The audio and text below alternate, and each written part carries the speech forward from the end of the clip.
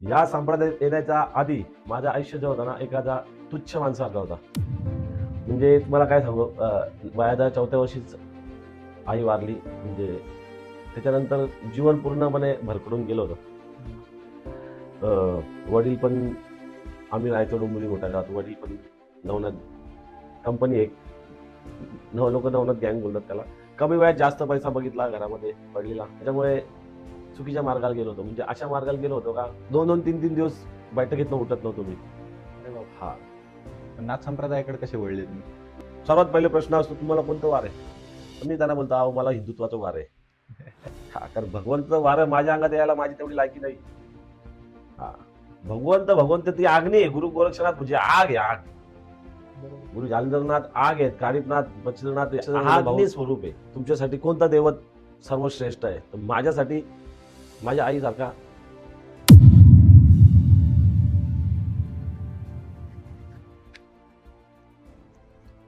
आईसारखा श्रेष्ठ दैवतच नाही आहे जगात कुठं. कारण तिचा चेहरा तर मला आठवत नाही, कारण की मी तर 4च वर्षाचा होतो. स्थान गुरुचं असतं. गुरुचा बडतर कोणी नाहीये. तुम्हाला तुमचे गुरु कसे भेटले? बापरे, मला ना काही कळत नाही मला काय होतं. जेव्हा मला माझ्या आईचा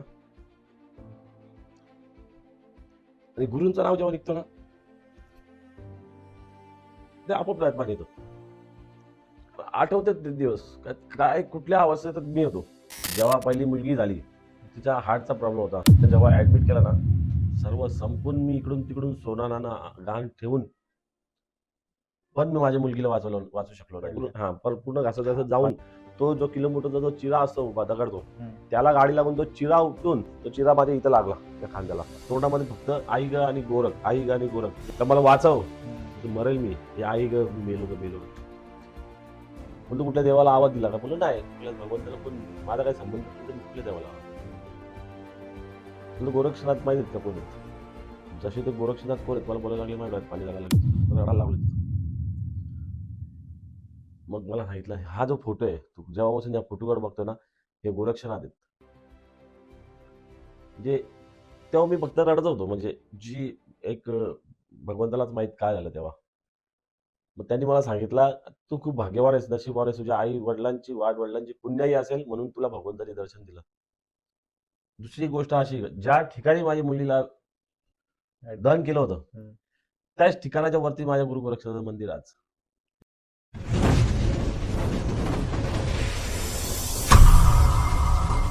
तर ओम नमो आदेश. आदेश आदेश नमो आदेश. तर तुषार भाऊ, नाथजी तुम्ही आहेत. तर तुमची नाथपंथात जे आपल्याला सगळ्यांना माहिती, सगळ्या तुमच्या युट्यूब आणि इंस्टाग्रामच्या पब्लिकला पण माहिती आहे. आणि जशी महाराष्ट्रात तुमची प्रचिती आहे की नाथ संप्रदायाची एक चांगला पाया तुम्ही रचलेला आहे. तर नाथ संप्रदायाची तुमची सुरुवात कशी झाली आणि सुरुवात व्हायच्या आधी तुमचं जीवन याच्या आधी कसं होतं? होय. सर्वात सर्वात पहिली गोष्ट म्हणजे तुम्ही मला तुषार भाऊ बोलले, त्याच्यानंतर नाथजी बोलले, बरोबर आहे. नाथजी ही पदवी खूप म्हणजे खूप मोठी आहे, हा लक्षात. मी तुषार भाऊच आहे तुमच्यासाठी आणि सर्वांसाठी तुषार भाऊ आहे. जेव्हा तुषार भाऊ कान फाडेल तेव्हा तुषार भाऊ नाथजी होईल. बरोबर. कारण नाथ काय आहेत ना, हे मी पूर्ण अंतःकरणाने ओळखलेलं आहे. त्यामुळे मी स्वतःला नाथ लावत नाही. माझी दीक्षा होऊन कमीत कमी 18 वर्ष झाले. माझा नाथ माझ्या गुरूंनी मला नाव दिलेलं आहे. पण माझी तेवढी लायकी नाही का मी माझ्या नावापुढे नाथ लावेल. नाथपंथ हा खूप श्रेष्ठ आहे आणि सनातन धर्म आपला खूप श्रेष्ठ आहे. त्याच्याबद्दल बोलेल नंतर सनातन बद्दल. नाथ संप्रदायामध्ये माझा येण्याचं कारण किंवा एखादा ऍक्सिडेंट बोलतात ना, तसं झालेलं आहे. 18-19 वर्ष झाले मी नाथ संप्रदायाला जोडलो. कारण की माझ्या आईची निस्सिम भक्ती होती नाथांच्यावर. गुरु गोरक्षनाथांची खूप तिने सेवा केली.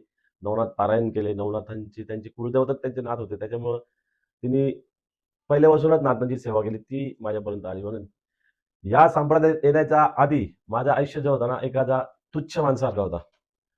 म्हणजे तुम्हाला काय सांगू, वयाच्या 4थ्या वर्षीच आई वारली. म्हणजे त्याच्यानंतर जीवन पूर्णपणे भरकडून गेलं होतं. वडील पण, आम्ही राहायचो डोंबिवली मोठ्या गावात. वडील पण नवनाथ कंपनी एक लोक नवनाथ गँग बोलतात त्याला.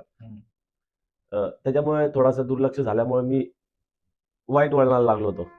कारण कमी वयात जास्त पैसा बघितला घरामध्ये पडलेला. त्याच्यामुळे चुकीच्या मार्गाला गेलो होतो. म्हणजे अशा मार्गाला गेलो होतो का 2-2, 3-3 दिवस बैठकीतनं उठत नव्हतो मी. अरे बाप! हां. आणि बसायचो 1-2 जण, पण अर्धा 1 तासामध्ये पूर्ण मैफिल जमा करायचो. हं, हं. मग खूप मित्रमंडळ वगैरे आणि खूप वाईट मार्गाला होतो मी. खूप म्हणजे खूप वाईट मार्ग केले. खूप कुकर्म केले मी. खूप वाईट वागलो याच्या आधी मी. पण आईची पुण्याई, वाडवडिलांची पुण्याई, बाकी काय नाही नाथ संप्रदाय देण्याचं. त्यांच्यामुळे मला आज नवनाथांचा चरण भेटले, नवनाथांचा मार्ग भेटला. म्हणून मी जीवनामध्ये सर्वात महत्त्वाची दैवत मला बरेचसे जण म्हणतात, "भाऊ तुमच्यासाठी कोणता दैवत सर्वश्रेष्ठ आहे?" तर माझ्यासाठी माझ्या आईसारखा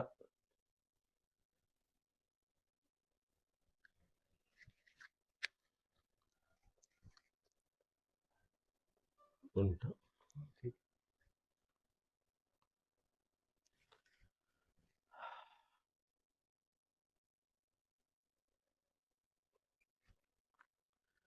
म्हणजे माझ्यासाठी तर आईसारखा श्रेष्ठ दैवतच नाही आहे जगात कुठे. कारण तिचा चेहरा तर मला आठवत नाही. कारण की मी तर 4च वर्षाचा होतो. अ, खूप म्हणजे आज तिने केलेले कर्म म्हणजे तिने केलेली सेवा आम्हाला भेटली. हं, तिने हं. केलेले पुण्याई आज माझ्या वाटेला आले. आज 4च वर्षाचा मी असताना तिने तेवढे पुण्याई केले आणि मला त्याचा फळ भेटलाय. जर आजपर्यंत माझ्यासोबत असती तर मी कुठं असतो? बरोबर. हां. पण आज पण ती माझ्यासोबतच आहे. तिचा आशीर्वाद कायम माझ्यासोबत आहे. कारण की जेव्हा माझ्यावर वाईट वेळ होती, तेव्हा तिचीच पुण्याई माझ्या कामी आली. म्हणून मी कर्मांच्यावर जास्त माझे जेवढे पण भक्त आहेत, मी त्यांना कर्म जपायला सांगतो, कर्म चांगले करायला सांगतो. कारण की कुठली संपत्ती किंवा कुठली गोष्ट तुमच्या सोबत नाही येणार, पण तुमच्यासोबत तुमचे कर्म येणार. बरोबर. तुम्ही जसे वागणार किंवा तुमच्यामुळे कोणाच्या चेहऱ्यावर आनंद येणार किंवा कोणाच्या डोळ्यात पाणी येणार, याच्या कर्म हे फळ तुम्हाला नक्कीच भोगायला भेटणार. बरोबर. हां. कारण की कर्म कर्म इज बॅक. कर्म येतात म्हणजे येतातच. हं. हां. आणि पुण्याई पुण्याई तुमच्या नक्कीच मुलालेकरांना, त्यांच्या मुलालेकरांना कामी येते. हं. जशी बरोबर. मला आली, तशी प्रत्येकालाच येणार. बरोबर. आणि हे सत्य आहे. का पुण्याई ही रिटर्न येतेच येते. नाथ संप्रदायाकडे कसे वळले तुम्ही? का आला आपण जरी नास्तिक होतो तरी पण श्रावण महिना आणि हां. नवरात्र म्हणजे जसं का आपण खूप मोठे साधू संत होतो. हं, हं. असं हे करायचो. नवरात्रीमध्ये चप्पल नाही घालणार, हं, बाहेर चांबड्याचा पट्टा नाही, हं.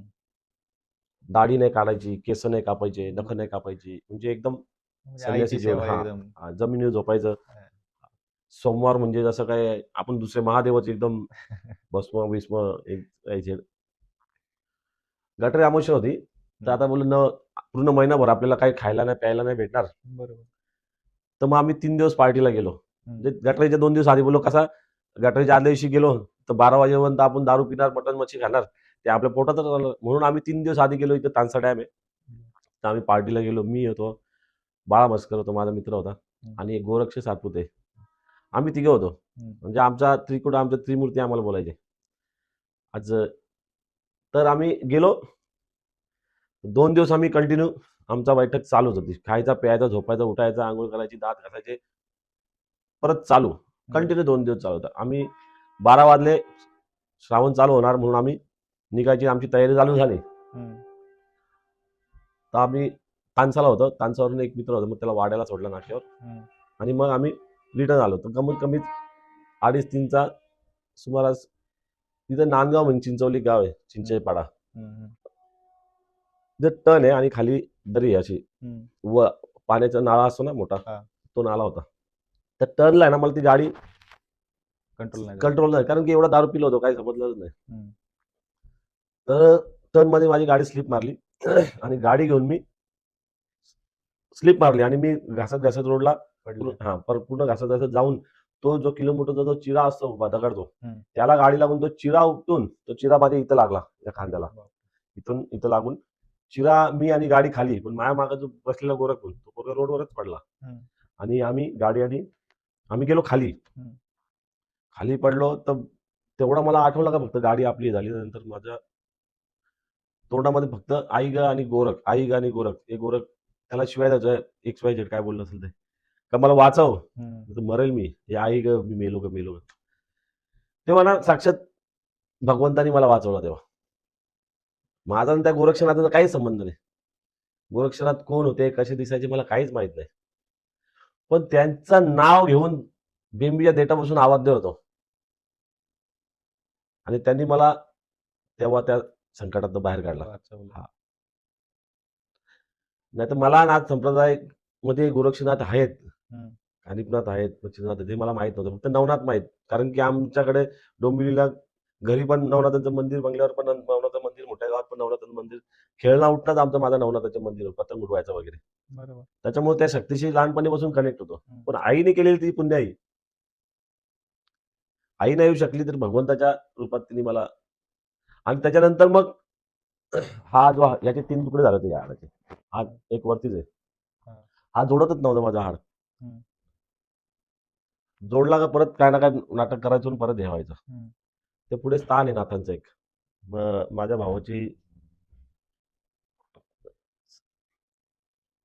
भावाची सासवडीचा जे बोलतात ना साडू, तर हा, मोठ्या हा. भावाचे साडू तिथे राहायचे. हम्म. त्यांच्याकडे स्थान होता कानिपनाथांचा. मग ते तिथे गेले घेऊन मला.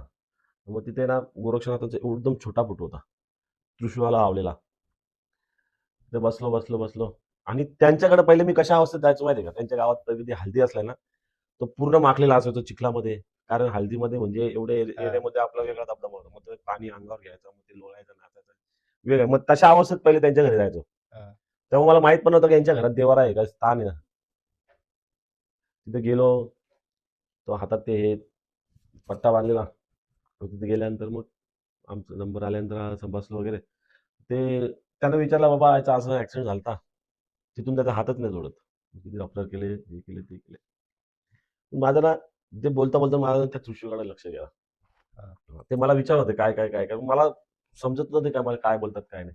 कारण की त्या एक शक्तीशी ते कनेक्ट झालो होतो मी तिथे गेल्यानंतर. मला समजत होतं ना की मी बोलू काय बोलू. पण जेव्हा मला त्या त्रिशूळावर तो फोटो दिसला ना, गोरक्षनाथाचा चेहरा दिसला, आणि मला हा चेहरा मी कुठेतरी पाहिलाय, हा चेहरा मी कुठेतरी पाहिलाय. म्हटलं हे कोण आहेत? मग ते मला होतं, तुला मी कधीपासून तेच विचारतो का तू नाथांची भक्ती करतो का?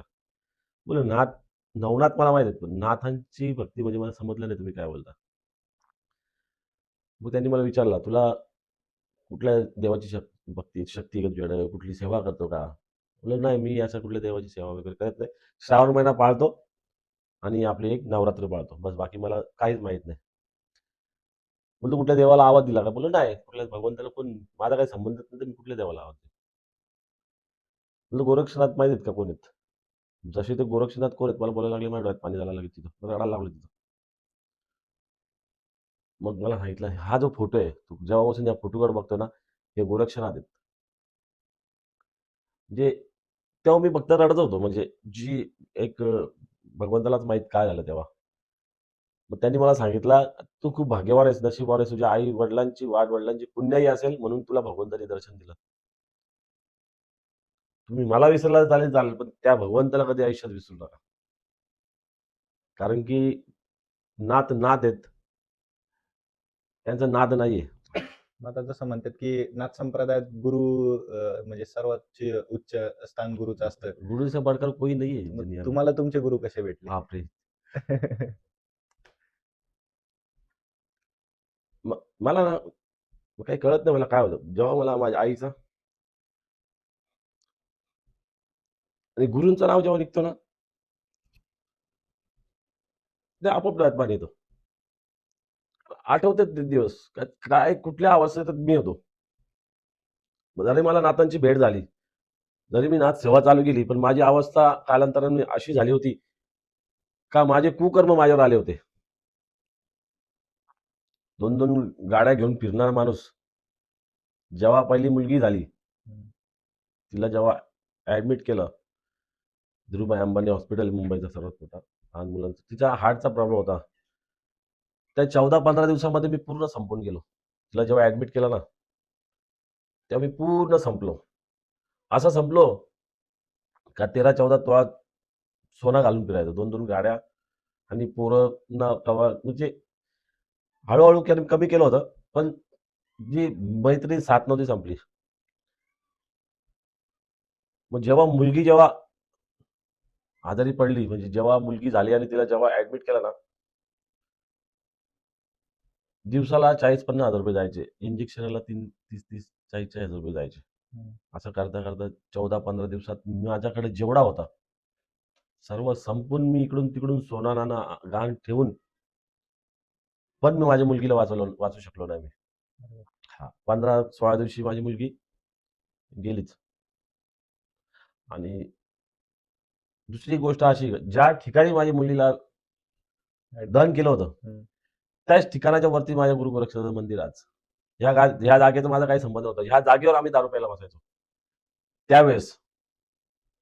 ह्याच जागेवर आल्यानंतर मला, इथं आल्यानंतर मला काय ना काय भास व्हायचे. हे पूर्ण असं घनदाट जंगल होतं. इकडे आमच्या ट्रक वगैरे उभ्या असायच्या. तिकडनं आलो का रात्री आम्ही इकडे खाली येऊन आम्ही बसायचो असं माहिती या ठिकाणी. हं. मला इथं नेहमी भास व्हायचे काय ना काय. मला काय वाटलं इथं लहान पोरं पुरायची म्हणून इथं काहीतरी भास होतात. हं. तर तो माझा समज असेल किंवा काय असेल, का मला नंतर काही गोष्टी जाणवायला लागल्या. का जेव्हा गोरक्षनाथ मच्छिंद्रनाथ ज्यावेळेस त्र्यंबकेश्वर या ठिकाणून जेव्हा वज्रेश्वरीला जायचे, हं. जेव्हा मच्छिंद्रनाथ गेल्या, असा नवनाथ ग्रंथ सारमध्ये पण आहे. त्यावेळेस गुरु गोरक्षनाथांनी इथं धुना लावला होता. अच्छा. हा, या गोष्टीचा मला चैतन्य, जेव्हा काही गोष्टी मी एक एकांतात बसतो किंवा जेव्हा साधना करतो, जेव्हा मी नामस्मरण करत असतो, माझ्या गुरूंनी दिलेला नाम जप करत असतो, त्यावेळेस मला काही गोष्टींची जाणीव व्हायची इथं. का इथंच का आणि माझ्याकडनंच का? माझा तर काही संबंधच नाही ना संप्रदायाशी, या मठाशी, आणि माझ्याकडनं भगवंतानी का करून घेतलं? तर त्यांची इच्छा होती. त्यांनी इथं धुना लावला होता म्हणून आज त्यांचा इथं धुना झालेला आहे. तर माझी काय अवकात आहे का मी गोरक्षनाथांचा धुना माझ्याकडनं तयार होईल किंवा नाथांची मूर्तीची स्थापना होईल.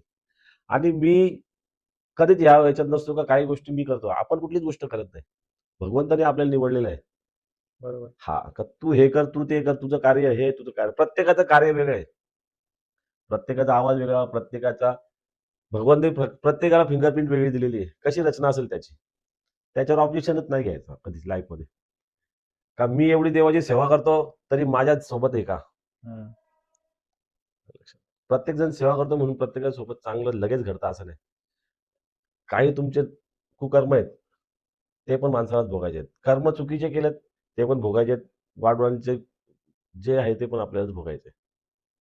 त्याच्यामुळे काय होतंय, बरेचसे लोक भेटतात मला, का भाऊ म्हणजे मला फोन वगैरे करतात का, भाऊ तुमचा नंबर इंस्टाग्रामवर घेतला, किंवा भाऊ तुमचा नंबर अशा अशा बॅनरवरनं घेतला, तुमच्या पालखीचा बॅनर येते ते. भाऊ तुम्हाला कोणतं वार आहे का? सर्वात पहिले प्रश्न असतो, तुम्हाला कोणतं वार आहे? तर मी त्यांना बोलतो, अहो मला हिंदुत्वाचं वार आहे. हा, कारण भगवंताचं वार माझ्या अंगात यायला माझी तेवढी लायकी नाही. हा, भगवंत ती अग्नी आहे. गुरु गोरक्षनाथ म्हणजे आग आहे, आग. बरोबर. गुरु जालंधरनाथ आग आहेत, कारिपनाथ मच्छिंद्रनाथ हे अग्नी स्वरूप आहे. त्यांची पॉवर ते आपल्या अंगात येतील तेवढी आपली लायकी नाही, तेवढी पात्रता नाही. आपले कर्म काय आहेत? हल्ली काय आलंय, दिखावाचा जास्त हे झालेलं आहे. लोकांना असं दाखवल्यानंतर वाढतं. हं. काही गोष्टी आहेत त्या चार भिंतीमध्येच झाल्या पाहिजेत. बरोबर. हा, त्याच्यामुळे ना मी या त्याच्यामध्ये असतो की मला भगवंताने निवडलंय नाथ संप्रदायाचं काम करायला किंवा हिंदुत्वाचं कार्य करायला. मी त्याच्यातच जातो. मी कोणतरी आहे आणि मी काहीतरी करतोय या प्रमाणात आपण कधीच जात नाही. गुरुमंत्र म्हणजे काय तुमच्या गुरु मगाचा आपला गुरूंच्या भेटीचा चालू होता. गुरूंच्या भेटीत थोडासा चालू? आपण दुसऱ्या ट्रॅकवर गेलो. आ- पहिल्यापासून जसं नाथांचा साक्षात्कार झाला, जरा नाथांच्या काही गोष्टी म्हणजे नाथांची पायाच्या चरणाची धूळ लागली असेल कुठेतरी कपाळाला, म्हणून आज नाथ संप्रदायामध्ये मी आलो असेल. त्याच्यानंतर मडीला जायचो, माया मच्छिंद्रनाथाला जायचो. आम्ही जेव्हा डोंबिवली होतो, डोंबिवलीकरांना फक्त माया मच्छिंद्र नाथांचाच माहीत होता. बरोबर. बऱ्याचशा आमच्या डोंबिवलीकर नंतर माहीत झालं का तिथंच खाली कानिपनाथ आहेत. कानिफनाथ. कधी? जेवणात नवनाथ भक्तिसार वाचल्यानंतर. हा. त्याच्यात उल्लेख आहे का मडी मायंबा शेजारी मच्छिंद्रनाथ शेजारी. हे तिथलंच आज. त्यानंतर माहीत झालं माझ्या कानिपनाथांचं. मग काय मडीला जाऊन नेहमी मडीला जाणं व्हायचं. मग जसं माहीत झालं का काठी जाते, हे जाते, ताबीज होत्या आपल्या जुन्या. मग जसं त्यांनी आम्हाला सांगितलं तुमच्या घरामध्ये पहिल्यापासून नाथांच्या ताबीज होत्या किंवा तुमचे पूर्वज नाथांची सेवा सेवा करायचे करायची. म्हणून तुम्ही या संप्रदायात आले. मग त्याच्यानंतर मग आम्ही करत आलो. हं. म्हणजे वाडवडिलांची हे आपला कुळदैवत आहे. कानिफनाथ बोलला तर कुळदैवत आहे.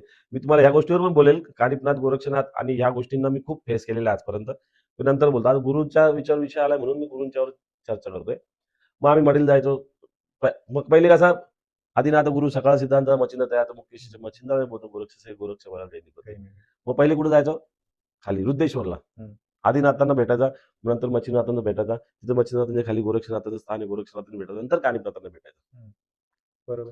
मग असं करता करता आम्ही मग काठी वगैरे घेऊन जायला लागलो. ताबीज भेटीला घेऊन जायला लागलो मडीला. त्याच्या आधी मी राजस्थानला जायचो. तिकडे नेहमी जाणं येणं होत नव्हतं. गुरु एक होता, सेवा अनेक होती. तर तिकडे जाता येता येत नव्हतं. मग खूप अडचणी आल्या. तुम्हाला बोललो नाही का मुलगी हे झाली, हे झाली. त्याच्यानंतर मी आमचं मडी, मायंबा हे आमचं चालूच होतं. मी बाईकवर निघून जायचो कधी पण. हां. मडा झाला का चालला मडीला. पहिले रुद्रेश्वर मडे बाबा कानिफनाथांची. अशा चांगल्या चांगल्या भेटी ना कानिफनाथांनी माझ्याकडनं मंदिरासाठी घेतल्यात. कोणाला माहित पण नसेल की मी तिथं काय काय माझ्याकडनं झालेलं आहे. पण अजूनपर्यंत मी तिथं नाव नाही लावला. ज्याला माहित आहे का कोणी दिलंय तर त्याच्या खाली नाव टाकून फायदा काय? आपण भगवंताला अर्पण केलंय. त्याच्यावर नाव टाकायचा आपला कधी अधिकार नाहीये. बरोबर. त्यांनी त्याचं घेतलंय. कारण की त्यांनीच आपल्याला देण्यालायक बनवलाय आणि त्यांनीच आपल्याकडनं त्यांची ज्यांना त्या गोष्टीची उपयोग होतो त्यांनी आपल्याकडे घेतली. त्याच्यामुळे तिथं माझा मी कुठं नावाचा उल्लेख नाही केलेला. बरोबर. पण तिथे चांगल्या चांगल्या गोष्टी नाथांनी आपल्याकडनं तिथं अर्पण करून घेतल्यात मडीला. तर मग असं करता करता माझा पहिले माझा फेसबुकवर खूप ट्रेंड होता. माझा फेसबुक म्हणजे 3-3, 4-4 पेज माझे 5-5 हजार याच्याने फुल असायचे. तर नाशिकचा एक पंकज म्हणून एक मुलगा होता. पंकज का त्याच्यानंतर तो राहुल राजोळे म्हणून. हं. मग त्यांचं माझं बोलणं चालू झालं. म्हणलं तुम्ही नाथांची सेवा करता. आमचे गुरुवर्य आहेत. हं. म्हणलं काय नाव त्यांचं? त्यांनी सांगितलं सचिन खैरे म्हणून आहेत गुरुवर्य. तुम्ही या त्यांना भेटायला. आम्ही पालखीच्या आधी जेव्हा पंचमीच्या आधी मी नाशिकला गेलो होतो थोडंसं सामान आणायला गंगेवर. तर मग त्यांची भेट झाली. मग आम्ही संध्याकाळी नाश्ता वगैरे केला. मग त्यांनी फोन केला त्यांच्या गुरुजींना, सचिन भाऊंना, का ते तुषार भाऊ ते आलेत. मग ते बोलले, "एक काम करा, आता तर रात्र झाली, इकडे येणं-जाणं." पहिले त्यांच्याकडे नाथजींच्याकडे पण जायला रस्त्याचा खूप प्रॉब्लेम होते. हो. चिखलाचे रस्ते होते. तर बोललो, "ठीक आहे, मग आपण कधीतरी भेटू." मग ते बोलले, "आता 2-3 हप्त्यामध्ये आपली पालखी जाणार आहे आमची मडीला. मढीला. तुम्ही या म्हणून." म्हणलं, "चालेल, आपण तर जातोच." मग बोललो, "तसंच करूया 2 दिवस." पहिले आपण शिर्डीला पालखीला जातो इकडनं. हं. मी शहापूरला आपली पहिली सुरुवातीला शहापूरला शिर्डी साईबाबांची पालखी काढली होती. पण माझं असं आहे, मला ज्या भगवंताच्या कार्यामध्ये राजकारण आलं ना, का मी ती जागा सोडून निघून येतो. पहिले एका पालखीमध्ये जायचो. तिथे गेल्यानंतर काय व्हायचं, पालखी तिकडे शिर्डीला पोहोचली, तर फक्त पालखीला खांदा फक्त त्यांच्या एरियातलीच लोकं लावायची. बाकीचे जे बिचारे भक्त, साई भक्त इकडनं पालखी घेऊन जायचे तिथपर्यंत ते बिचारे मागे लाईनीत उभे असायचे. हं. मग तो अन्याय होतोय हे पाहून आम्ही ठरवलं का बाबांना संकल्प केला का आम्ही पालखी काढतो तुमची. मग आम्ही 7-8 जण माझी तेव्हा स्कॉर्पिओ होती व्हाईट कलरची. मी 7-8 जणांना घेऊन गेलो आम्ही पूर्ण रुटीन वगैरे केला, सगळं केला. मग साई नवनाथ पालखी पदयात्रा शहापूरचा एक मंडळ आम्ही तयार केला आणि ती पालखी तयार केली. पहिल्याच वर्षी 250 मुलं वगैरे साई भक्त आले. पालखी वगैरे आम्ही पूर्ण पोहोचलो. तिकडे गेल्यानंतर तिथून आम्हाला भेटलं नवनाथांचं मंदिर, शिर्डीच्या अलीकडं. तिथे गेलो, मग तिथं भजनं वगैरे केली. तिथं काय आनंद लुटायचा तो लुटला. त्यानंतर जेवणं झाली. त्यानंतर आभार प्रदर्शन चालू झालं. यांचा आभार, त्यांचा आभार. त्याच्यानंतर मग अध्यक्षांचा पुकार केला त्यांनी. काय? का अशा-अशा अध्यक्षांची नियुक्ती झाली. अरे, मी उठलो आणि बोललो, "हे काय अध्यक्ष आपण काय ठरवलं होता? तुम्ही साईबाबांच्या मंदिरात बाबांच्या हातात मी तुमच्या हातात पाणी दिला होता. संकल्प केला होता का ह्या पालखीमध्ये कोणीही पालखी प्रमुख नसेल किंवा अध्यक्ष नसेल किंवा कोणी नसेल. प्रत्येक साई भक्त अध्यक्ष आणि प्रत्येक साई भक्त कमिटीत असणार आहे." बरोबर. हां, आपण जेवण काय बनवायचं प्रत्येकाला विचारून बनवायचं. तुम्ही इथं आल्यानंतर तुम्ही का हे असं केलं? बरोबर. हां. तर त्याच नवनाथांच्या मंदिरामध्ये मी शपथ घेतली. आजपासून हे ठिकाण सोडायचं कारण की आपल्याला राजकारण आवडत नाही.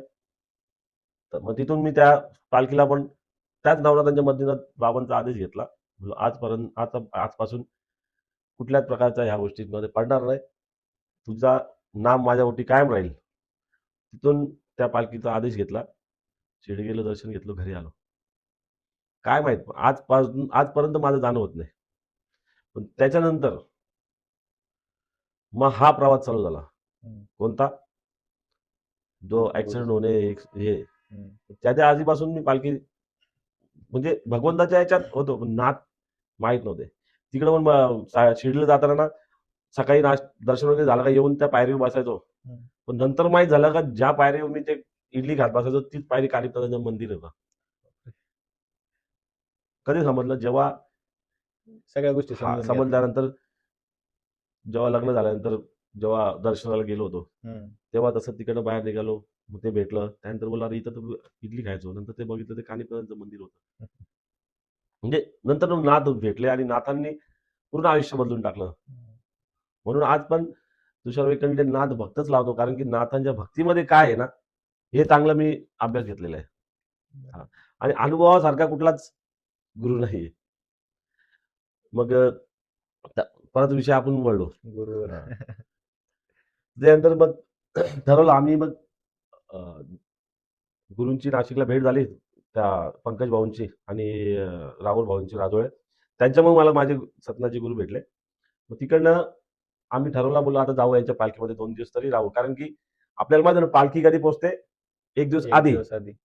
आता बोललं सेम असंच असेल ही पालखी पण, नाशिक चितेगावची पालखी पण 1 दिवस आधी पोहोचेल. तर आम्ही पंचमीच्या 2 दिवस आम्ही 2 दिवस आधी. गेलो. बोललो 1 दिवस 2 दिवस चालू आपण, 2 दिवस तरी झालो ना. आम्ही गेलो, फोन केला, बोललो कुठे आहेत? बोलतात का पश्चिम दरवाजाच्या पुढं गणेश चौक आहे, हम्म. सार्वजनिक वाचनालय, तिथं आपली पालखी आहे. बोललो पालखी पोहोचली पण? बोलतो हा कालच आलो आम्ही 3-4 दिवस आधी पोहोचतो. अरे देवा, मी तुम्हाला विचारला पण मी विचारला नव्हतं का पालखी कधी पोहोचते, कधी निघते काय. त्या भ्रमामध्ये साई पालखी जशी पोहोचते आदल्या दिवशी, तशी ही पालखी आदल्या दिवशी पोहोचत असेल, ह्याच भ्रमामध्ये मी होतो. ते पालखी सांगण्याचा कारण हा का मी तिथे 2 दिवस लेट पोहोचलो त्या पालखीला पोहोचण्याच्यासाठी. हम्म. तर मग गेलो तिथं, भेटलो त्यांना. मग त्यांनी त्यांचं दर्शन वगैरे घेतलं दाजींचं. जेव्हा त्यांना पाहिलं ना, म्हणजे या माणसाला मी कुठेतरी भेटलोय किंवा ह्या माणसाचा माझा काहीतरी संबंध आहे, ह्या माणसाचं माझं काहीतरी नातं आहे. म्हणजे पण मी त्यांना बोलू शकत नव्हतो त्यांच्याशी. असं जसा बसलेल ना एकदम, कारण की ते जे मी सचिन भाऊ खैरे पाहिले होते ना, हम्म. एकदम एखादा योगी कसा एकदम हा. फिट, एकदम हा. डोळ्यामध्ये आग, चेहऱ्यावर तेज, म्हणजे एकदम असा आगच होती आग. आता बोललो, भेटलो नव्हतो, फोनवर बोललो होतो त्यांच्या 2-4 दिवस आधी. मग त्यांच्याशी बसलो, चर्चा केली. मग त्यांनी सांगितलं काही चिंता नाही. मी तेव्हा मग त्यांना माझं पूर्ण हे सांगितलं का माझं जीवन 15-20 मिनिटामध्ये मी माझ्या जीवनामध्ये काय घडलं आणि कुठल्या दुःखामध्ये आहे, कुठल्या संकटामध्ये आहे. कारण की मी अशा ह्याच्यात आलो होतो ना, जेव्हा मुलगी वारली, सगळा 2-2 ट्रक होते माझ्या, हायवा होत्या. रेत माझ्या घराच्या इथं मी ना पावसाळ्याच्या आधी ना रेतीचा असं ना डोंगर उभा करायचो. पूर्ण पावसाळ्यात रेती विकण्यासाठी, 2 पैसे भेटण्यासाठी, पावसाळ्यात घर खर्च चालण्यात. तर मी त्यांना पूर्ण स्टोरी सांगितली का मी आता संपलोय म्हणून. दुसऱ्याची गाडी घेऊन आलोय भाड्यामध्ये. हम्म. म्हणजे दुसऱ्याची गाडी मागून आणली भाड्याची. मग ती गाडी घेऊन गेलो होतो आम्ही. त्याच्या आधी 2-2 गाड्या एक पुढे एक मागं फिरवायचो पोरांच्या. हम्म. इकडं हप्ता माग, तिकडं हप्ता माग, या कंपनीची युनियन तोड, त्या कंपनीची युनियन तोड. लगेच संध्याकाळी आपला कल्याण भिवंडी हम्म. झकपक लाईट मध्ये. हा, हा. हा, माझा काम मी सगळा माझ्या अख्खी शिक्षण माहिती सांगितलेली माझी स्टोरी काय होती. हा, दिवसाला एका रात्री 2-2, 3-3 लाखाचा कचरा करलेला माणूस मी याच्या आधी. पण जेव्हा वेळ आली, जेव्हा पैशाची किंमत नाही केली आणि जेव्हा मुलगी वारली ना, त्याच्यामुळं तेव्हा माझे हे जे कान टोचले बोलतात ना, हम्म. तेव्हा माझे कान टोचले. आणि मग त्या भेटलो आम्ही सचिन भाऊंना तिथं मडीला. ते बोलले उद्या बिंदास एकदम, तुम्ही जसा घरी सेवा बिवा करतोस मस्त, बाना बिना आणलाय का? बोललो बाना म्हणजे काय? अरे बोलतो चोला, भगवे कपडे आणलेत का? बोललो. मग तेव्हा मला माहित झालं का त्याला बाना म्हणतात. हा बोललो आणलं आणलं. मग गेलो. दुसऱ्या दिवशी सकाळ झाली. पालखी वरती होती कुठं? गडावर. मच्छिंद्रनाथ गडावर. गेलो सकाळी, तिथं असं उभा राहिलो. त्यांचं चालू होतं कार्यक्रम आणि पालखी निघायचा वेळ. आणि मग सर्व पहिले अशा राट्या सर्वांच्या राट्या लागायच्या अशा तिकडे तिकडे. पहिले आता ही दुसरी गोष्ट सांगायची. माझ्या माहितीनुसार जरी मी जे पाहिलं सर, ओम श्री गोरक्ष योगी असताना हा एकच होता. आता सगळे आस्थाने तयार झाले. त्याच्या आधी काय होते? राट्या. ह्या बाबाची ती राटी, त्या बाबाची इतर राटी, ह्या बाबाची इतर राटी, त्या बाबाची इतर राटी. असताना कोणाला माहितच नव्हतं. हा शब्द कॉपी आहे आपला. आणि त्याच्यानंतर जसं मी त्यांच्याशी जुळलो, त्याच्यानंतर मी लगेच त्या नावाचं रजिस्ट्रेशन केलेलं आहे. महाराष्ट्रात. असताना नाव. हा, ओम श्री गोरक्ष माझ्याकडे सर्टिफिकेट आहेत सगळे. हम्म. का खूप अडचणी आल्या त्याच्यानंतर, एवढ्या अडचणी आल्या जेव्हा माझ्या गुरूंची भेट झाली. आणि मग सकाळी पालखी निघायची वेळ, सर्वांच्या त्या हजेऱ्या चालू झाल्या. अ, प्रत्येक भक्त आपल्या आपल्या आनंदात. मी असं उभा होतो, म्हणजे त्याला बोललो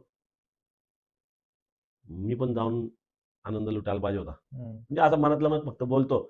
सर्वांचं झालं आणि त्यांनी फक्त मी जसा बोललो ना, का ह्याला असा जर माझा असताना असं तर मी पण तिथं असतो.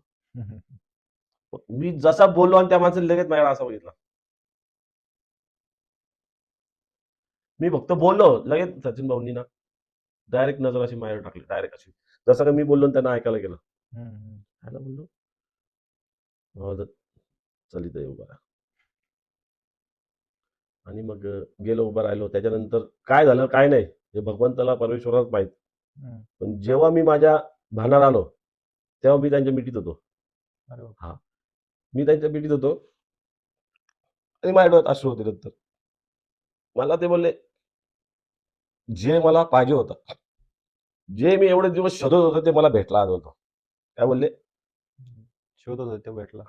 आज पण कधी पण त्याने विचारा, जे मच्छिंद्रनाथ बाबाच्या दरबारात मला त्यांनी शब्द बोलले ना, जे मी शोधत होतो ना बाळा बेट्या, तो बेटा मला भेटला होता.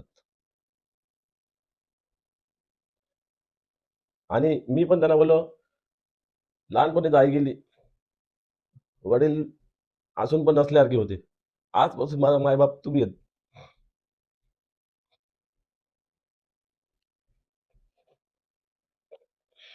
त्यांनी बोलले, काय चिंता करू नका बेटा, कोणी असो नसो तुझा बाप शेवट पण तुझ्या सोबत राहील. आणि त्यांना म्हणजे एक शब्द दिला, हा तुझ्या वेकडे किती मोठा जरी झाला ना, तर तुमच्या चरणाची धूळ बनून राहील. म्हणून त्यांचं आणि माझं नातं आहे, असं आहे ना. कितीतरी आता जे आवके नौके सौके आले ना, आमच्या दोघांचं नातं तोडायचा प्रयत्न केला कितीतरी. पण त्यांना माहिती आहे माझं आणि त्यांचं काय नातं आहे. जेव्हा आम्ही एकमेकांना दिसतो ना, तेव्हा त्यांच्या पण डोळ्यात पाणी येतं, माझ्या पण डोळ्यात पाणी येतं. ती एक कनेक्टिव्हिटी आहे, हा लक्षात. ती नाही प्रत्येकाला निर्माण होत. त्यानंतर बरेच जण आले, बऱ्याच जणांनी माझ्याबद्दल चुकीचं सांगण्याचा प्रयत्न केला किंवा, पण त्यांना माहित आहे आणि मला माहित आहे आम्ही बाकीचं साम्राज्य कसं उभं केलं ते.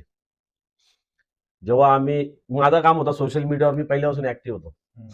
सर्वात पहिले नाथ भक्त तुषार वेकंडे, हा फेसबुकवर जो अकाउंट असेल ना, हा तुषार वेकंडेचा आहे. त्याच्यानंतर सर्व नाथ भक्त तयार झाले.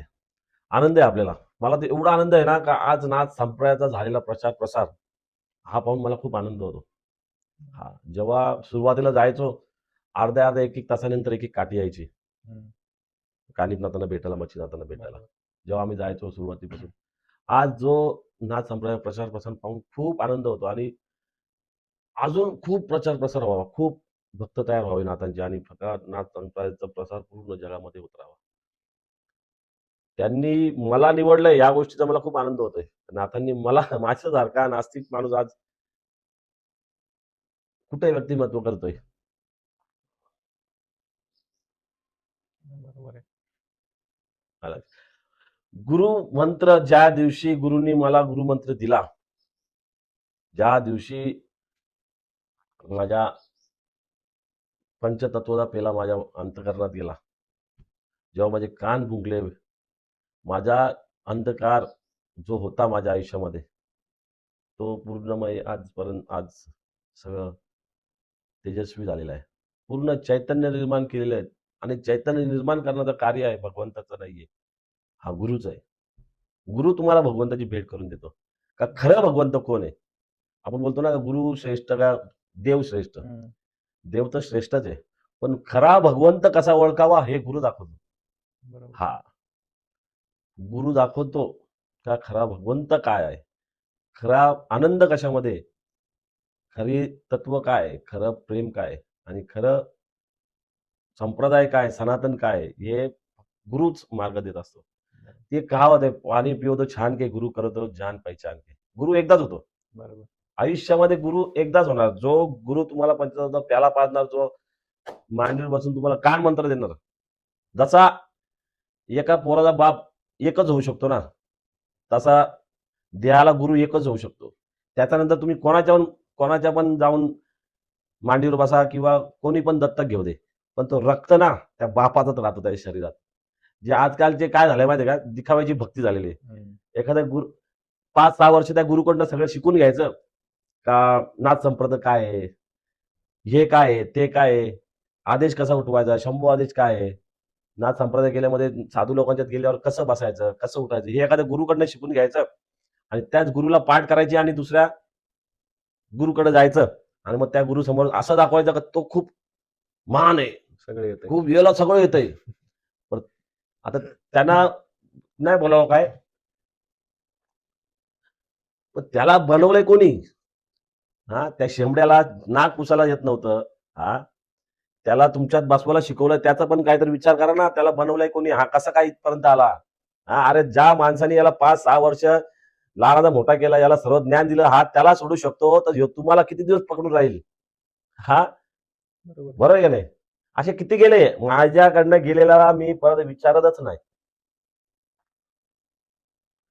माझ्याकडे किती आले आणि किती गेले. आज जे माझ्या गुरु बंधू बनून राहिलेले आहेत ना, असे कितीतरी माझ्याकडे संपर्कात होते.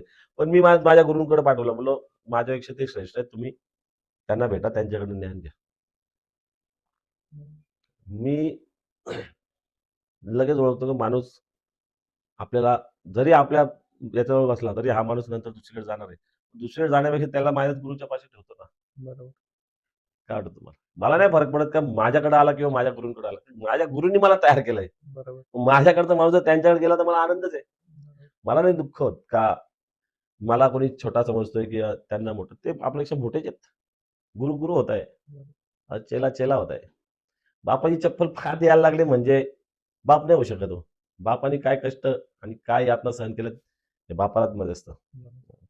दुसरी गोष्ट, जेव्हा मी सोशल मीडियावर ऍक्टिव्ह, फेसबुकवर, जेव्हा टिकटॉक बंद झाला, टिकटॉक बरोबर माझा चांगला फॉलोअर्स होते. टिकटॉक बंद झाल्यानंतर लोक ह्या इंस्टाग्रामने रील्स चालू केलेले आहेत. हो. बरोबर. जेव्हा एक तुम्हाला एक चेहरा सांगतो, जेव्हा टिकटॉक होता ना, तरी पण ह्या महाराष्ट्रामध्ये एक ना हिरा होता इंस्टाग्रामचा. 600K त्याचे तेव्हा फॉलोअर्स होते. कधी?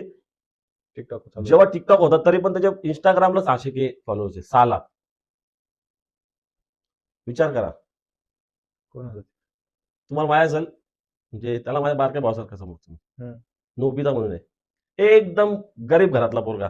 आज त्याच्या आयुष्यात जे पण काय आहे ना, या कानिफ नाथांच्यामुळे. हा, जेव्हा माझी त्याची भेट झाली ना, लाजच होता बिचारा घरी न्यायला. तो माझा क्लासमेट आहे. हा, त्याला विचारा तुषार भाऊजी तुझी भेट कशी झाली? त्याचा बिचाराचा आयडी गायब झालता इंस्टाग्रामचा 600Kचा. हां. तर अविनाश मरकट म्हणून पोरगा आहे. मग त्याने सांगितलं, मी मडीला रामोशीला जायचो मडीला माझ्या. मग त्याने सांगितलं, भाऊ असा असा एक मुलगा आहे, गरीब घराचा आहे, दुःखात आहे. बोलो काय झालं? बोलतो भाऊ त्याचं आयडी गेलाय. बोलो आयडी म्हणजे कसला? बोलतो त्याच्या इंस्टाग्रामला ना 700K फॉलोअर. बोललो इंस्टाग्रामला 700K आहेत? बोलतो हा. बोलतो दाखव. मग त्यांनी त्याच्या ठीक आहे बोललो, भेटू आपण त्याला. मग आम्ही मायंबाला भेटलो, त्याची चर्चा केली. ठीक आहे, काही चिंता नको करू. जे तुझं नव्हतं ते गेलंय. तुझा हुनर तर नाही गेला ना. बरोबर. तुझ्याकडे ती ताकद आहे का तू परत तेच 600K तयार करू शकशील ना. नको भाऊ, मेहनत केलेली त्याच्यावर आपलं घराचं XYZ. मी बोलतो तिथं माझं काही ना काही चालू असतं. बोललो ठीक आहे, काही चिंता नको करू. बोललो चला आपण जाऊ. मग त्याला तिथं दर्शन घेतलं, मग मडीला दर्शन घेतलं. मग आम्ही जेवण केलं आणि मग घरी जायचा वेळ निघाली. मी बोललो मी जातो. हं. म्हणलं एखादा माणूस काय बोलतो, भाऊ नाही घरी जात आहे ना, तुम्ही माझ्या घरी चला 2 हं. मिनिटं तरी माझ्या घरात. म्हणलं हा लाजतोय का मला घरात बोलवताना? त्याला बोललो मला तुझ्या घरी यायचंय बोललो. हं. जाता बोललो तुला मम्मी पप्पांना भेटून मी जातो बोललो. तू बोलतो ना देवराई जातो बोललो, देवराईवरनं तर आपण घरी निघतो. हां. बोललो मी 2 मिनिटं आपण घरी जाऊ. हं.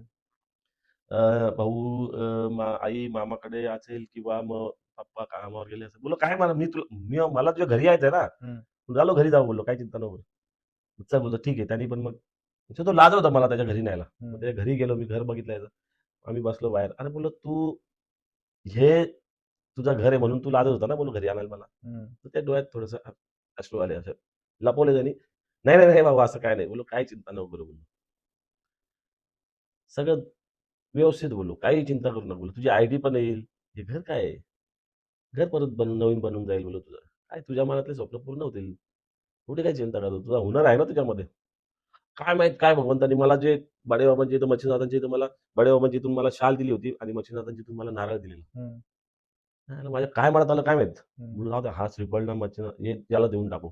तेच मी घेतलं. बाबांना बोललो, "बाबा बिचाराच्या घरावर तुमचं श्रीफळ तुमची शाल देतोय, त्याचा उद्धार होऊ दे बिचाराचा." हं. मग ते मी त्या बिचाराकडे भक्तिभावाने लावलं. नाथांना विनवणी केली, की बोललो याच्या आयुष्याचं कल्याण होते बिचाराचा मेहनती पोरगा आहे. त्याच्या आईवर असलेलं प्रेम आणि आपल्याला तर पहिल्यापासून आईची किंमत माहिती होती का आई नाहीये तर आणि आई असल्यानंतर तो आईला एवढा प्रेम करतो हा पोरगा. बरोबर. बोललो चल भगवंत आणि जसं मी गेलो घरी 2-3 दिवसात बिचाराचा आयडी परत आला. अरे बापरे! 2-3 दिवसातच बिचाराचा आयडी आला. आईने मला फोन केला, "भाऊ, भाऊ." म्हणलं "काय आला?" तर अविनाशकडनं नंबर घेतला. बोललो "झाला काय?" हं. "भाऊ आपली आयडी परत आली." बोलतो. ते माझ्या अंगावरच शहारे मारले तेव्हा. म्हणलं "बघ, तुम्ही खूप म्हणजे जाम खूप खुश आहे बोलतो मी. खूप खुश आहे. खूप म्हणजे मला आनंदच मला गगमात मावत नाही." म्हटलं "काय चिंता नको करू." त्याच्यानंतर मग आम्ही पालखीच्या रूटला जायचो. आम्ही ना डायरेक्ट मढीला पोहोचायचो. हां. तर माझी इच्छा आली, हं. का ही पालखी याच्याच घरी थांबवायची. किती काय होते. काय भगवंताची पण काय लीला होती का त्याचं काय नातं आहे नातांशी, कानिफनाथांशी त्याच्या वाटवडिलांचं काय असेल. हं. तर मग आम्ही बोललो, "यावर्षी पालखी आम्हाला तुझ्याकडे आणायची आहे." बोललो, "चालेल भाऊ, मी मी करेल काय ना काय." म्हटलं, "ठीक आहे, आपली एवढी-एवढी पोरं असतात, भक्त मंडळ, त्यांना बघायला काय 2 घास फक्त आणि झोपायला जागा पाहिजे आपल्याला." बरोबर. तर मग त्यांनी विचाराने केलं. आता त्याच्या घरात पालखीच जात नव्हती. तू कधी जुना त्याच्या घरी जर गेला हां, असेल ना, गेलं. तर बाहेर हॉल होता, 2 रूम होत्या. म्हणजे पण मन मोठा होता बिचाराचा. तर पालखी जात होती तर तोंड बारीक झाला. हं. अरे बोललो, "काही चिंता नको करू." त्यांना बोललो, "पालखी त्याच्या घरातच बसवायची मला." कारण की आपण पालखीला आहे ना दरवर्षी असं काही ना काही करत असतो. हां. अ, असं पालखीच्या वरती काही ना काही देखावा करतो. त्या पालखी आपली ना हाईट जास्त आहे. हं. आणि त्याचा रूम ना ठरवायचा छोटा होता किचनचा. तर मी बोललो, "बाबा तुम्हाला आतमध्ये बसायचंच आहे." बोललो, "मला काही माहीत नाही. ही पालखी आतमध्येच गेली पाहिजे." काय ती पालखी आतमध्ये टाकून ती कशी ॲडजस्टमेंट झाली ती रूम तू बघितली असेल ना, ते पण विचार करायचा की पालखी आतमध्ये गेलीच कशी? कारण त्या ठिकाणी त्याचा देव्हारा होता हं. आणि मला माझी इच्छा होती की त्यांच्या घरात माझे कानिफनाथ बाबा 2 मिनिटं तरी बसू दे. आणि जसे ज्या दिवशी त्याच्या घरात बाबांचा तो एक रात्रीचा विश्राम झाला, हं. त्यानंतर त्याचा पूर्ण आयुष्याचा कल्याण झाला आज. असं. पण सोशल मीडियाचा तेव्हापासूनचा किंग आहे तो. हं. तो ॲक्चुअली 12वी आम्ही सोबतच होतो. हां, आम्ही क्लासमेट आहेत हां. दोघं पण. माझा जाम जीव आहे त्याच्यात. हां. दोघं क्लासमेट आहेत आम्ही. म्हणजे जेव्हा Instagram लोकांना माहीत नव्हता. हां. Instagram म्हणजे एक नॉर्मल म्हणून नॉर्मल लोकं यूज करायचे. पण तेव्हा त्याचे ते फॉलोअर्स होते. हं. तुमच्यामध्ये बीज सिद्धी किंवा गुरुमंत्र ते काय असतं? बीज हा गुरुनी दिलेला मंत्र हाच बीज असतो आपला सर्वात पहिले. जिथूनच उत्पन्न होतं सर्व. हं. गुरुशी कनेक्ट राहायचं हं. साधन हं. म्हणजे ॲक्टिव्हिटी, वायफाय आपण बोलतो नेटवर्क. बरोबर. हा गुरुमंत्र आहे. हं. जेव्हा गुरुमंत्राचा तुम्ही साधना कराल, तेव्हा तुमच्यामध्ये असलेले जी गुप्त शक्ती असतात, हं. त्यातलं केंद्र जागृत करण्याचं काम गुरुमंत्र आहे. हं. म्हणजे एक स्टार्टर गाडीला हं. स्टार्ट करणारा माणूस भगवंत म्हणजे गुरु. बरं. जेव्हा गुरु पंचतत्व प्याला येतो, कान भुंकतो, हं. म्हणजे जे आपल्याकडे असलेले अज्ञान दूर करतो हं. आणि आपल्याला प्रकाशमय दुनियेत नेतो. तर गुरुमंत्र हा सर्वात श्रेष्ठ आहे. तुमचं तुम्ही किती साधना केले, त्या साधना करण्याच्या आधी तुम्हाला सर्वात पहिले गुरुमंत्राचा उच्चार करायला लागतो. अच्छा. कुठलंही कार्य करायचं असेल तर तुम्हाला गुरुमंत्र घ्यायला लागतो. म्हणून आज संप्रदायामध्ये गुरुमंत्र गुरु परंपरा आहे. हं. गोरक्षनाथांनी काय केलं गुरूंसाठी हे सांगायला लोकांना एवढंच माहिती आहे, गोरक्षनाथांनी गुरुसाठी डोळा काढून दिला. हं. गोरक्षनाथांनी गुरूंना डोळाही काढला, त्यांना मायाजाळमधून काढलं. श्रीराज्यातून परत आणलं. हां. आता मच्छिंद्रनाथांना जे श्रीराज्यातनं आणल्यानंतर त्यांचा देह पवित्र करण्याकरता पुन्हा त्यांना मारून पुन्हा जिवंत केलं. बरं. का? का श्रीराज्यामध्ये जाऊन आलेत. बरोबर. मिननाथ. हं. मिननाथांनी काय केलं होतं? मिननाथ पण मच्छिंद्रनाथांच्या ह्याच्याने झाले. पण त्यांना पण मारून पुन्हा हं. का? मानवरूपी होते. मग त्यांना शक्ती रूपामध्ये घेतलं. बरोबर. म्हणून नाथ संप्रदाय हा आपण बोलतो का ते योनी रूपातून आले ते हं. भगवंतांनी त्या अवतार घेतलेले आहेत. मग आता जसं आपण बघतो नाथ संप्रदाय, नाथ भक्त आणि आगोरी भक्त महाकालची जनरली सगळे पूजा करतात. बरोबर. कालीची जनरली सगळे पूजा करतात. नाथ संप्रदायात जर आपण जसं बघतो, की सप्तशृंगी माताला एका नाथ संप्रदायाचं जे कुलदेवी कुलदेवी कुलस्वामी किंवा कुलस्वामिनी असं मानलं जातं. बरोबर, आणि आगोरी पण ह्या सगळ्यांची बरोबर. जोपासना करतात, पूजा करतात. अ, जटा वगैरे जे असतात ते नाथ संप्रदायात पण ठेवल्या जातात आणि आगोरी वगैरे जे लोक असतात, आगोरी जे साधू असतात, ते पण जटा वगैरे वापरतात. मग ह्या दोन्हीत साम्य काय? जटा ही साधून येते. म्हणजे जेव्हा मनुष्य त्याग करतो, हां. जेव्हा तुम्ही केस विंचरणार नाही, हं, केसांना तेल लावणार नाही, केसांना तुम्ही भस्म लावणार, हं, तेव्हा ते जटा निर्माण होतात. आणि या साधूनी साधना करून त्याच्यामध्ये ते एक जीव निर्माण होतो बरोबर. जटांमध्ये. हं, जट हल्ली काय झालंय, 10-15,000 द्यायचे आणि त्या जटा बनवायच्या आणि मोठं कोणतरी आपण आहे हे समजायचं, हा भ्रम आहे लोकांचा. हं, जट ही जट आहे. हं. ही साधूची तपस्या आहे. जटा या साधूला शोभतात. बरोबर. कारण की मी जेव्हा पण होता माझं काहीतरी, तर माझं त्या गोष्टी पूर्ण झाल्यानंतर मी ह्या जटा माझ्या गुरूंच्या चरणी अर्पण करेल. हं, 12 वर्ष झालं होतं. 12 वर्ष लोटून 2-3 महिने झाल्यानंतर मला त्रास व्हायला लागला होता. हं, म्हटलं असं काय होतंय? तर त्यानंतर मला आठवलं, कारण मी बोललो होतो बाबांना, का तुमचा कुटिया होऊ दे. तुमचे कुटिया झाल्यानंतर तुम्हाला जेव्हा बसवेल, जेव्हा तुमचा माझ्याकडनं चांगली सेवा होईल, नावाचा प्रचार-प्रसार होईल, तेव्हा मी हे तुम्हाला जटा अर्पण अर्पण करेन. करेन. मग मी त्या अर्पण केल्या. का? का त्यांचा मला मी जेव्हा कार्यक्रमाला जायचो माझ्या गुरुजनांच्या सोबत, नाथजींच्या वगैरे सोबत, तेव्हा गर्दी जमा व्हायची माझ्याकडे भरपूर. कारण की हं, लोकांचं प्रेम आहे. माझ्या लोकांना माझं बोलणं आवडत असेल किंवा मी काय, तर मला ना गिल्टी फील व्हायचं. मला ना असं माझ्या गुरूंचा झालेला अपमान वाटायचा तो. हं, तर लोकं येतात आणि लोकं माझ्या गुरूंच्या सोबत किंवा नाथजीच्या सोबत न उभं राहता, फोटो काढता. माझ्याकडे लोकं येतात. हं, म्हणजे त्या जटा वगैरे होत्या. त्या लोकांना मी म्हणजे असं खूप मोठा महंत वाटायचो. हं, हं, का बाबा हा कोणतरी, मग त्या जटामध्ये वगैरे मला ते जरा तो लूक वेगळा वाटतो लोकांना. हं. आणि लोकांना हल्ली फक्त दिखाव्याची भक्ती आवडते. बरोबर. कोणाकडे काय साधना आहे, कोणी काय साधलंय, ज्यांनी त्याग केलाय, ते खरे साधक आहेत. तेच खरे साधू आहेत. आपण त्यांची जागा नाही घेऊ शकत. म्हणून मी त्या जटा अर्पण केल्या. कारण जट अशी आहे, का ती परिस्थितीच्या निर्वस्त्र अंगाला टच नाही झाली पाहिजे. बरोबर. आलं लक्षात. आपण संसारी माणूस आहे आणि आपली जटा परिस्थितीच्या बायकोच्या अंगाला तर कुठून ना कुठून लागणारच आहे. बरोबर. मग तो दोष लागून घेण्यापेक्षा आपण ज्या स्थितीत आहेत, त्या स्थितीत राहिलेलं योग्य. माझे तर पण होता, माझा तो संकल्प होता म्हणून मी केस वाढवली होती. हं, आणि त्या केस वाढल्यानंतर मी त्यांना कंगवा केस काय करत होतो. त्यांना अगदीच भगवंताचं रूप आला होता त्यांना. म्हणजे त्यांच्यात कधी बुवा नाही होत. हं. त्यांच्यात कधी असं घाण नाही होत. त्यांना कधी वास पण येत नाही जटांना. आणि जटा ही साधूला शोभली जाते. ते आजकाल ते डेडलॉक करून त्याच्यात मजा नाही. ते विनाकारण तो साधूचा केलेला अपमान पण होतो हं. आणि स्वतःला दोष लावून घेतला जातो. कारण की ते मेलेल्या केसाची लोकं परत केस लावतात. लावतात. बरोबर. आणि मेलेल्या माणसाची केस लावून आपण आपल्याला दोष का लावून घ्यायचा?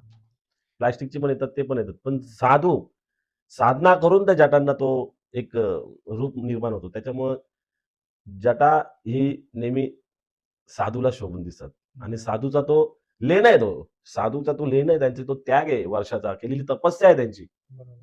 त्यांची बरोबरी आपण नाही करू शकत. ते भगवंताच्या रूपात आहेत. हं, त्यांची बरोबरी करायची आणि त्यांच्यासमोर ते आपल्याला, मला नाही शोभलं, मला नाही चांगलं वाटलं म्हणून मी माझ्या जटा त्यागल्या तेव्हा. हं. आणि मग ह्या दोन्हीत फरक काय आहे? नाथ संप्रदाय आणि आगोरी? कसं आहे माहिती आहे का? आता झालंय काय माहिती आहे का? लोकांना आहे ना, मी नेहमी तेच बोलतो, का लोकांना दाखवायचा जास्त आहे. हं, आलं लक्षात. खरा अघोरी तुम्हाला कधीच तुम्हाला कॅमेऱ्यामध्ये दिसणार नाही. हं, तो त्याची अघोर साधना ही त्याची एकांतात होते. हं. स्मशानात बसणार.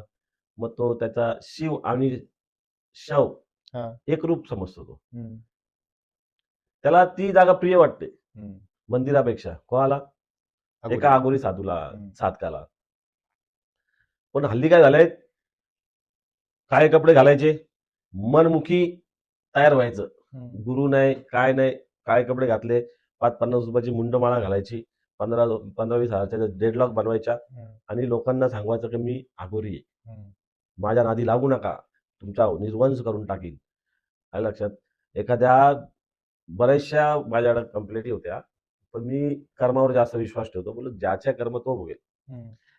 बरेचसे अशी लोक आहेत का त्यांनी ना ज्या देवाने त्यांना सत्कर्म करायला बसवलेलं आहे, त्या देवासमोर हे लोकांची भोग केलेले आहे या लोकांनी. आणि आज कर्माची फळं भोगतात. कर्म म्हणलं आम्ही असं पण ऐकलेलं आहे का तुम्ही मडीत थोडेसे काही वाद वगैरे पण झाले होते. हा, याच्या आधी कसं होतं माहिती आहे का, माझा स्वभाव खूप तापट आहे पहिल्यापासून. हं. म्हणजे माझ्या याच्या आधी अशी पण भांडणं झाली तर कोणी मॅडम बघतोय का त्याच्यावर 2 पहिले भांडण करायचं. हं, हं. मग पालखी आहे. आता एवढं मडी म्हणजे पण येण्याची पंढरी ती. बरोबर. बरोबर. म्हणजे ती अफाट गर्दी, त्याच्यामध्ये धक्काबुक्की किंवा कोणी कोणाला ओळखत नसल्यामुळे किंवा तिथं कसे साहेब लोकं असतात सेवेसाठी. धक्काबुक्की होते. ते काय ते वाद होतात. हं. माझे भरपूर वाद त्याच्यावर दरवर्षी वाद व्हायचे. पण जेव्हापासून समज आली, काही गोष्टी समजायला लागल्या, भगवंत कळायला लागला, तेव्हापासून मी वाद टाळायचा प्रयत्न करतो. हं, हं. कारण की वाद कधी होतात, जेव्हा आपली साधना चांगली असते किंवा आपली सेवा चांगली असते, आपण सत्कर्माला लागतो. हा कलियुग आहे. हा कली आहे ना कुठल्या रूपामध्ये तुम्हाला ते तुमचं नाव खराब करायचा प्रयत्न करणार किंवा बरोबर. तुमची भक्ती कुठेतरी कमी काढायचा प्रयत्न. म्हणजे आपल्या आजूबाजूला खूप निगेटिव्ह एनर्जी असते, आपल्याला दिसत नाही. मग ते आपल्याला साधनेपासून किंवा आपल्या सेवेपासून वंचित ठेवायचा प्रयत्न करते. मग जेव्हा असे प्रसंग निर्माण होतात ना, तेव्हा मी ते टाळायचा प्रयत्न करतो. ह्या वर्षी पण पालखीमध्ये खूप मोठा राडा झाला असता. हं. आम्ही 250-300 जण होतो. 15-20 लोकांची थोडंसं गुजबुज झाली थोडीशी. तिथं मी कमीपणा घेतली. हं. आता ते प्रत्येकाला अहम असतो. एक जण बोलतो, "तुम्हाला मडीत घुसून देणार नाही, तुम्हाला मडीत बघेल." म्हणलं, "भगवंत, मी हा विचार केला का मी पण कालीप्रभूंचीच पालखी घेऊन आलोय. मी पण नाथ संप्रदायाचा सेवक आहे आणि तुम्ही पण नाथांचीच सेवा करायला आलेत. भगवंताचे दास आहेत. याच्यावर तर मी माझ्या भक्तांना मी उलट लाकडाने मारलं का आपण जाऊया पुढे. भगवंत बघून घेईल कोणाच्या अंगात काय गुण आहेत ते." हं, हं. मी तो यावर्षी प्रसंग टाळण्याचा प्रयत्न केला आणि टाळला तो मी. जर प्रसंग वाढवायचा असता, तर तिथल्या तिथंच काय झालं असतं ते तुम्हाला माहिती आहे. बरोबर. पण झालं काय असतं माहिती आहे का पुढे? आमची पालखी पोहोचली नसती. हं. बाबांची सेवा झाली नसती. आपली मिरवणूक झाली नसती. बरोबर. आणि मी तिथल्या तिथंच मनावर कंट्रोल केला आणि गोष्टी सावरल्या आणि निघून गेलो आणि आमचा कार्यक्रम व्यवस्थित झाला. कारण की ज्याचं नाव मोठं असो ना, त्याला निंदक आणि विरोधक असणारच. हं. चांगल्या रस्त्यावर गतिरोधक असतात ना, तसे चांगल्या माणसाला विरोधकच येणारच आहेत. पण आपले कर्म चांगले ठेवायचे, हं. आपली सेवा चांगली ठेवायची. हा माझ्या गुरूंनी दिलेला मला सर्वात मोठा कानमंत्र आहे. हं. तर धन्यवाद तुम्ही आम्हाला वेळ दिल्याबद्दल. अ, तुषार भाऊंचा पार्ट 2 पण लवकरच येतोय. तर स्टे ट्यून. आदेश.